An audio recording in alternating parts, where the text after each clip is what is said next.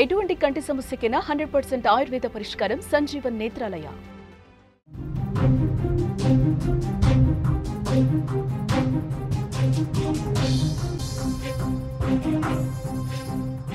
మరో big breaking news చూస్తున్నాం. ధర్మస్థల నుంచి. ధర్మస్థలలో ఉద్రిక్త వాతావరణం నెలకొంది. జనంపై పోలీసులు ఒక్కసారిగా కూడా లాఠీచార్జ్ చేస్తున్నట్టుగా తెలుస్తోంది. రెండు వర్గాల మధ్య గొడవ మొదలైంది.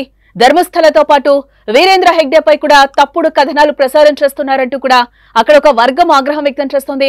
మీడియాపై ఓ వర్గం కూడా దాడి చేస్తుంది. ఈ నేపథ్యంలో రెండు వర్గాల మధ్య కూడా రాళ్ల దాడి జరిగినట్లుగా మనకి బ్రేకింగ్ న్యూస్ లో సమాచారం అందుతోంది.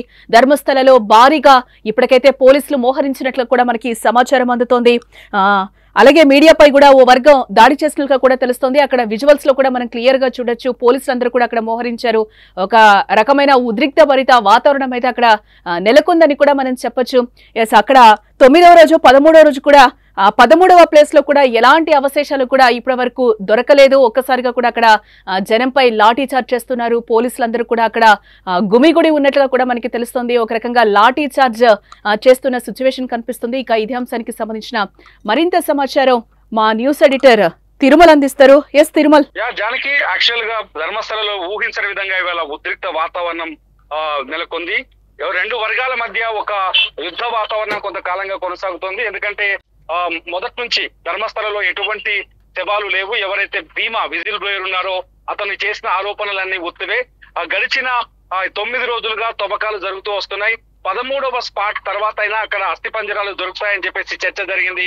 అయితే ఈ అస్థిపంజరాలు, ఈ తవ్వకాలు జరుగుతున్న ప్రతిసారి సోషల్ మీడియాలో కొన్ని యూట్యూబ్ ఛానల్స్ కావచ్చు, కాకపోతే కొన్ని మీడియా సంస్థలు కావచ్చు, అదిగో శవాలు ఇదిగో అస్థిపంజరాలు అంటూ కొన్ని తప్పుడు థంబ్నెయిల్స్ పెట్టడం, అట్లాగే ధర్మస్థల సంస్థానాధీశులుగా కొనసాగుతున్న ఎంపీ రాజ్యసభ సభ్యుడు వీరేంద్ర హెగ్డే గురించి వ్యతిరేక కథనాలు ప్రసారం చేయడం, ధర్మస్థలలో హత్యలు జరిగాయి, మహిళలపైన అఘాయిత్యాలు జరిగాయని నిరూపించే విధంగా కొన్ని కథనాలు ప్రసారం చేయడంతో అక్కడ రెండో వర్గం ఎవరైతే వీరేంద్ర హెగ్డేకు గాని ధర్మస్థల ప్రాంతానికి గాని మద్దతు ఇచ్చే వర్గం ఏదైతే ఉందో అది మొదటి నుంచి పూర్తి స్థాయి విచారణకు వ్యతిరేకంగా ఉంది. భీమాకు వ్యతిరేకంగా ఉన్నారు. అయితే భీమాకు అనుకూలంగా ఇంకొక వర్గం ఉంది. ఎప్పుడైతే సౌజన్య హత్య జరిగిందో 2012లో అప్పటి నుంచి సౌజన్యకి న్యాయం జరగాలని పోరాటం చేసిన కొన్ని ప్రజా సంఘాల నాయకులు కావచ్చు, కొన్ని హిందూ సంఘాలు కావచ్చు, భీమాకు అనుకూలంగా అక్కడ హత్యలు అత్యాచారాలు జరిగాయని ఆరోపిస్తూ వస్తుంది. ఆ వర్గం ప్రోద్బలంతోనే ధర్మస్థల విలువ తగ్గే విధంగా కొద్ది రోజులుగా ఎప్పుడైతే ఈ 100 శవాల వ్యవహారం వెలుగులోకి వచ్చిందో అక్కడికి వచ్చిన నాటి నుంచి ధర్మస్థలకి పర్యాటకుల సంఖ్య తగ్గింది, భక్తుల సంఖ్య తగ్గిపోయింది. ఇది కూడా అక్కడి ప్రజల్లో ఉద్రిక్త వాతావరణాన్ని క్రియేట్ చేసింది. అంతేకాదు ధర్మస్థలలో అనేక హోటల్స్, స్టేస్ ఉన్నాయి. ఇవన్నీ కూడా అక్కడ వ్యాపారాలపైన ప్రభావం తీవ్రంగా కనిపిస్తోంది. ఆలయ ప్రాశస్త్యం తగ్గిపోయింది. ఆలయానికి ఉన్న విలువను తగ్గించే ప్రయత్నం చేస్తున్నారు అనే ఆగ్రహంతో ఉన్న వర్గం ఇవాళ ఊహించని విధంగా అక్కడ మీడియా పైన, ముఖ్యంగా మీడియా గ్రూప్స్ పైన దాడులు చేసింది, దాడులకు ప్రయత్నించింది. అయితే ఈ దాడుల్లో మీడియాకు అనుకూలంగా ఉన్న వర్గం ఏదైతే వీళ్ళకు ధర్మస్థలకి శవాలు ఉన్నాయని చెప్పిన వర్గం, రెండు వర్గాలు ఏతున్నాయో రెండో వర్గం మొదటి ధర్మస్థల అనుకూల వర్గం పైన దాడి చేయడం, ధర్మస్థల అనుకూల వర్గం రెండో వర్గం పైన దాడి చేయడం, ఇరువురు మధ్య ఇటు మీడియా పైన కూడా ధర్మస్థల అనుకూల ఉన్న ప్రజలు దాడి చేయడం. భారీ ఎత్తున జనం ఒక్కసారిగా మనం విజువల్స్ లో చూడొచ్చు. భారీ ఎత్తున జనం గుమికూడి ఉన్నారు. అక్కడ ఆ మీడియా ప్రతినిధుల పైన అటాక్ చేసే ప్రయత్నం చేశారు, రాళ్లు విసిరారు. దీంతో అది కంట్రోల్ చేయడానికి పోలీసులు నానా తిప్పలు పడాల్సి వచ్చింది. లాఠీ చార్జ్ అయితే చేశారు. ప్రస్తుతం ధర్మస్థలలో సెక్షన్ 144 కొనసాగుతోంది. అక్కడ పరిస్థితి పూర్తిగా పోలీసుల అదుపులోకి వెళ్ళింది. ఎందుకంటే సిట్ అనేది ఆంధ్రప్రదేశ్, కర్ణాటక ప్రభుత్వం ఏర్పాటు చేసిన సిట్ చాలా క్షుణ్ణంగా అక్కడ ధర్మస్థలలో హత్యలు జరిగాయనే విషయాన్ని పరిశీలిస్తూ వచ్చింది. ఇవాళ 13వ రోజు స్పాట్ లో కూడా, 9వ రోజు 13వ స్పాట్ లో కూడా ఎటువంటి అస్థిపంజరం దొరకలేదు. దీంతో భీమా చెప్పిన మాటలన్నీ పచ్చి అబద్ధాలని తేలిపోయాయని అక్కడి ప్రజలు 13 రోజుల పాటు ఈ 13వ స్పాట్ తో వరకు వెయిట్ చేశారు. దానికి అంటే ఇప్పటి వరకు ఎటువంటి ఘర్షణ వాతావరణం లేకుండా విచారణకు సహకరించాలి, సిట్ కు సహకరించాలి అని ఓపిక ఎదురు చూసిన ప్రజలు 13వ స్పాట్ లో కూడా ఎటువంటి అస్థిపంజరాలు కానీ శవాలకు సంబంధించిన ఆధారాలు కానీ దొరకపోవడంతో ఒక్కసారిగా వాళ్ళలో ఆగ్రహం పెళ్ళుబుకిందని చెప్పాలి. వాళ్ళు ఒక్కసారిగా తిరగబడ్డారు. మీడియా వల్లనే ధర్మస్థల ప్రాశస్త్యం తగ్గిపోయింది. మీడియా తప్పుడు కథనాలు ప్రసారం చేస్తుంది. ఇక్కడ కొందరు వ్యక్తులు, అంటే ధర్మస్థల పైన వ్యతిరేకంగా ఉన్న కొందరు వ్యక్తులు మీడియాని ఆశ్రయించి మీడియా ద్వారా ధర్మస్థల విలువను తగ్గించే విధంగా ఆదాయం, టెంపుల్ ప్రాశస్త్యాన్ని తగ్గించే విధంగా, టెంపుల్ కున్న విలువను తగ్గించే విధంగా కొన్ని మాట్లాడుతున్న మాటల్ని ప్రసారం చేయడం వల్ల టెంపుల్ పైన తీవ్రమైన ప్రభావం చూపిస్తుంది. 800 సంవత్సరాల క్రితం నాటి టెంపుల్ విలువను తగ్గించే ప్రయత్నం జరుగుతుంది. ఆ టెంపుల్ పాలక మండలిలో ఉన్న ఎవరైతే జైన్స్ ఫ్యామిలీ ఉందో, వీరేంద్ర హెగ్డే ఎవరైతే ఉన్నారో, ఈ హెగ్డేకు సంబంధించిన కుటుంబ సభ్యుల పైన తప్పుడు కథనాలు ప్రసారం చేస్తున్నారు. ఇదంతా ధర్మస్థల పైన తీవ్రమైన ప్రభావం చూపించే ప్రమాదం ఉందనే ఉద్దేశంతో వాళ్ళంతా మొదటి నుంచి కొంత ఆగ్రహంతో ఉన్నారు. అయితే గవర్నమెంట్ విధించిన సిట్ ని ఒకసారి ఈ కేసుని పరిశీలించిన తర్వాత, తవ్వకాలు పూర్తయిన తర్వాత నిజాలు బయటకు వస్తాయి. ఆ తర్వాత ఏదైనా నిర్ణయం తీసుకోవాలని మొదటి నుంచి చెప్తూ వస్తారు. మనం కూడా చాలా సార్లు అక్కడి ప్రజల అభిప్రాయాలను తెలుసుకునే ప్రయత్నం చేస్తాము, వాళ్ళ అభిప్రాయాల్ని ప్రసారం చేసే ప్రయత్నం చేస్తున్న సందర్భంలో ఈ ఆగ్రహం మనకు కూడా కనిపించింది. చివరికి ధర్మస్థలంలో హత్యలేవి జరగలేదు అనే క్లారిటీ వచ్చినట్టుగా తెలుస్తోంది. ఎటువంటి శవాలకు సంబంధించిన అస్థి పంజరాలు దొరకలేదనే క్లారిటీ వచ్చినట్టు తెలుస్తుంది. ఇది రావటంతోనే ప్రజల్లో ఒక్కసారిగా ఆగ్రహం పెల్లుబిక్కింది. ఈ 15 రోజుల్లో ధర్మస్థలకి వచ్చే భక్తుల సంఖ్య కూడా భారీ ఎత్తున తగ్గిపోవడంతో ప్రజల్లో ఆగ్రహం, ఆవేశం అన్ని ఒకేసారి పెల్లుబికాయి. ఈ నేపథ్యంలోని దాడులు ఇవాళ లాఠీ చార్జ్ అంటే తిరుమల ఒకటి ప్రధానంగా మీడియాపై దాడులు మనం ఏ విధంగా చూడాలంటారు? అంటే సాధారణంగా మీడియా ఎప్పుడైనా అక్కడ జరుగుతున్న సంఘటనని జరుగుతున్నట్టుగానే చూపించే ప్రయత్నం చేస్తుంది. జానకి, మీడియా ఎప్పుడు అంటే ఒక ఇన్సిడెంట్ జరిగినప్పుడు అంటే నిజాల్ని వెలికి తీయాల్సిన అవసరం ఉంటుంది.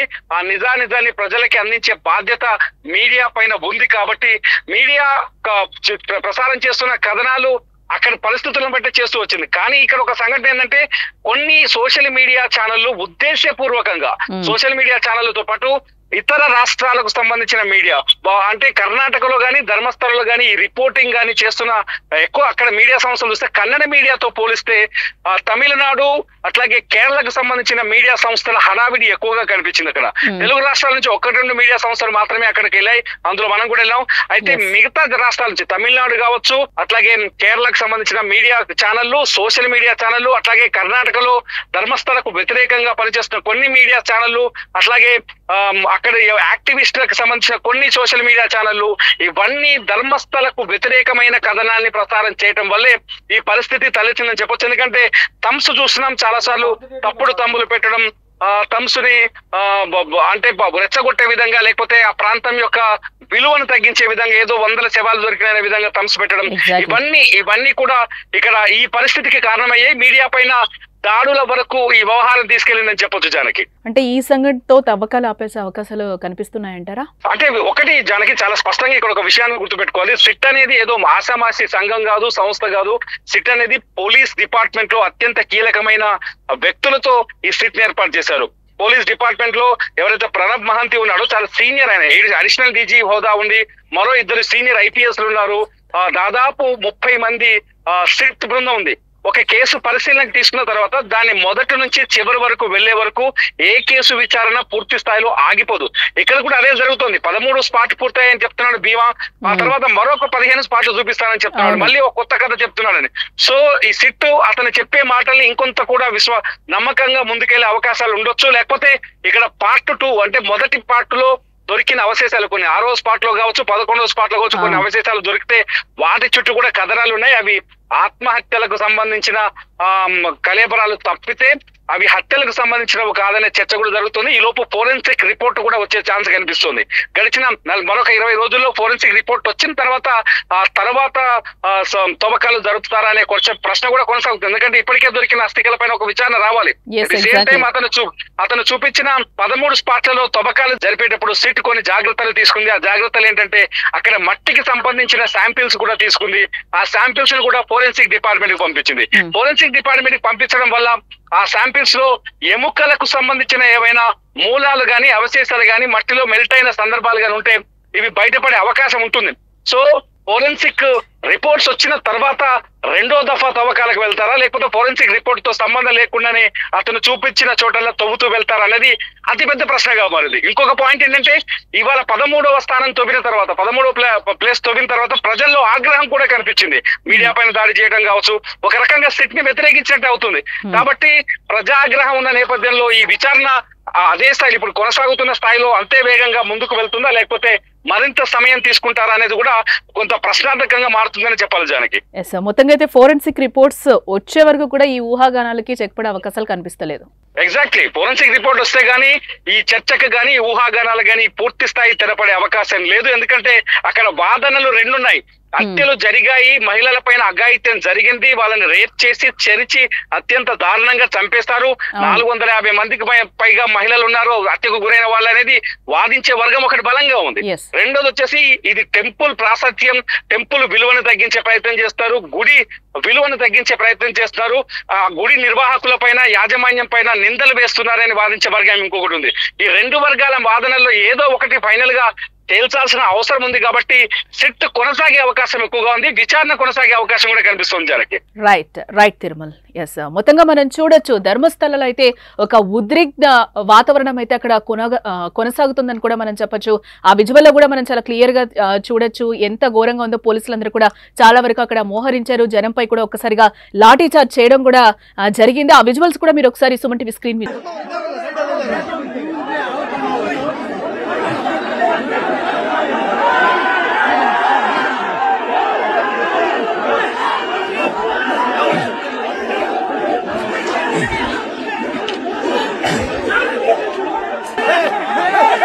नहीं सुले वाले नंबर फोर्टियर में नहीं सुले वाले ले आज चलो चल रहे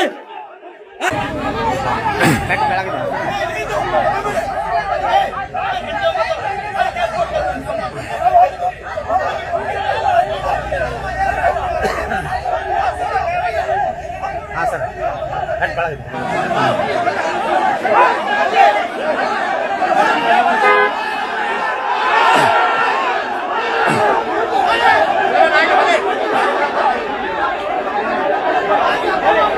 ధర్మస్థలలో ఉద్రిక్త పరిస్థితులు నెలకొన్నాయి. విజువల్స్ లో కూడా మనకి క్లియర్ గా కనిపిస్తుంది. పోలీసులందరూ కూడా అక్కడ చాలా వరకు మోహరించారు. అక్కడ జనాల్ని కూడా కంట్రోల్ చేయడం చాలా కష్టంగా మారిందని కూడా మనకి విజువల్ లో కనిపిస్తుంది. ఈ నేపథ్యంలోనే అక్కడ లాఠీ చార్జ్ కూడా చేశారు. అక్కడైతే రెండు వర్గాలుగా కూడా విడిపోయిన పరిస్థితి అయితే కనిపిస్తుంది. ధర్మస్థలకి అలాగే వీరేంద్ర హెగ్డే ఎవరైతే ఉన్నారో వారికి సపోర్ట్ గా చేస్తూ వాళ్ళ మీద అయితే మీడియా అసత్య ప్రచారాలు చేస్తుంది అంటూ కూడా అక్కడ ఒక వర్గం రెచ్చిపోయిన పరిస్థితి కనిపిస్తుంది. ఈ నేపథ్యంలోనే యూట్యూబర్స్ కావచ్చు అలాగే మీడియా ఛానళ్ల మీద కూడా ఒక వర్గం ఈ రోజు దాడి చేసినట్లు కూడా తెలుస్తుంది. అసత్య ప్రచారాలు ప్రసారం చేస్తుంది, నెగిటివ్ ఇన్ఫర్మేషన్ అంతా కూడా బయటకి వెళ్తుంది, ధర్మస్థల ప్రాశస్త్యాన్ని అంతా కూడా నాశనం చేస్తున్నారు అనే విధంగా ఒక వర్గం అయితే కూడా ఈ రోజు మీడియా ఛానళ్ల మీద అయితే దాడి చేసిన సిచ్యువేషన్స్ అయితే అక్కడ మనకి కనిపిస్తున్నాయి. ఈ నేపథ్యంలోనే అక్కడ లాఠీ చార్జ్ కూడా చేయాల్సి వచ్చిందని కూడా పోలీసులు కూడా ఒక సైడ్ నుంచి చెప్తున్నారు. ఈ రోజు ఏదైతే 9వ రోజు 13వ ప్లేస్ లో కూడా ఈరోజు ఎటువంటి అవశేషాలు కూడా దొరకని పరిస్థితులు కనిపిస్తున్నాయి. గత 15 రోజుల నుంచి కూడా అక్కడ ప్రజలు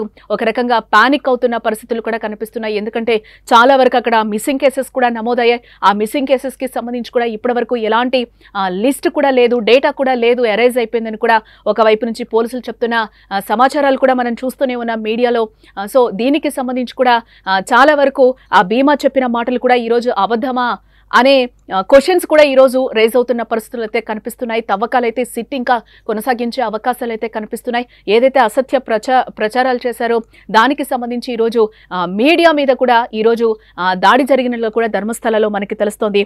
అక్కడ రెండు వర్గాల మధ్య అయితే గొడవ మొదలైంది. ఒక వర్గానికి సంబంధించిన వాళ్ళు ఈ రోజు దాడికి తెగబడినట్లుగా కూడా తెలుస్తోంది. ఈ దాడిలో 3 పర్సన్స్ అక్కడ కొంచెం గాయాలైనట్లుగా కూడా మనకి తెలుస్తోంది. ప్రధానంగా ఈ దాడిలో అజయ్ అలాగే అభిషేక్ కంచన్ అలాగే సంతోష్ అనే వ్యక్తులపై 5 గంటల ప్రాంతంలో ధర్మస్థల అలాగే మంగళ రూట్లో అయితే ఈరోజు దాడికి తెగబడినట్లుగా కూడా ఒక వర్గం మనకైతే సమాచారం అయితే అందుతోంది. ఈ నేపథ్యంలోనే అక్కడ ఉద్రిక్త పరిస్థితులు నెలకొన్నట్లుగా కూడా మనకి సమాచారం అందుతోంది. ఆలయ ప్రతిష్టను దెబ్బతీస్తున్నారంటూ కూడా కొంతమంది ఒక వర్గం అయితే మీడియా ప్రతినిధులపై అక్కడ దాడి చేసినట్లుగా కూడా మనకి తెలుస్తోంది. ఈ నేపథ్యంలోనే అక్కడ 144 సెక్షన్ కూడా అమలవుతున్నట్లుగా అయితే మనకి బ్రేకింగ్ న్యూస్ లో సమాచారం అందుతోంది.